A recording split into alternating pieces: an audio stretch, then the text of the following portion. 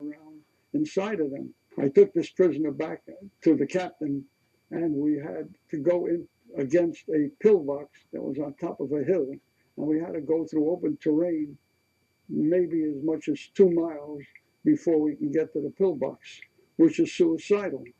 But I said to the captain, the prisoner said to me that the men would like to surrender that are up in that pillbox. Oh, the captain was thrilled. We'll go up and talk to them. I said, 1 minute, they didn't say they're surrendering. They would like to talk about it. He says, okay, go ahead.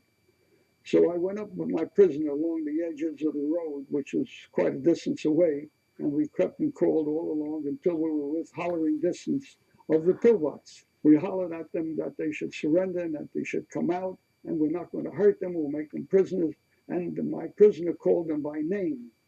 So they recognized his name, and they opened the door to the pillbox and started to come out. All of them. Captain in charge turned to run. That was pretty good with a rifle.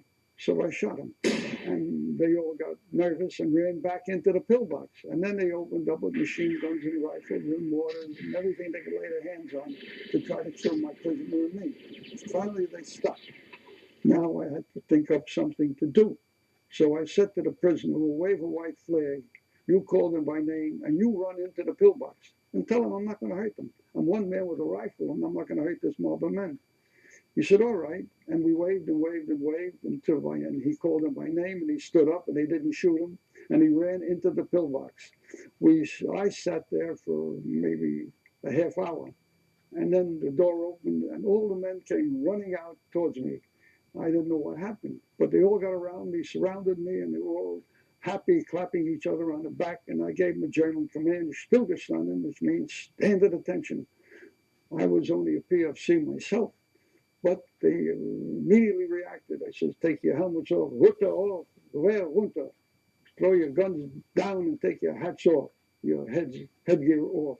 And I had while they were in tension and in a formation, I marched them down, and the captain was delirious because now we maybe saved 100 lives American, and that's all that interested him. That was the important part.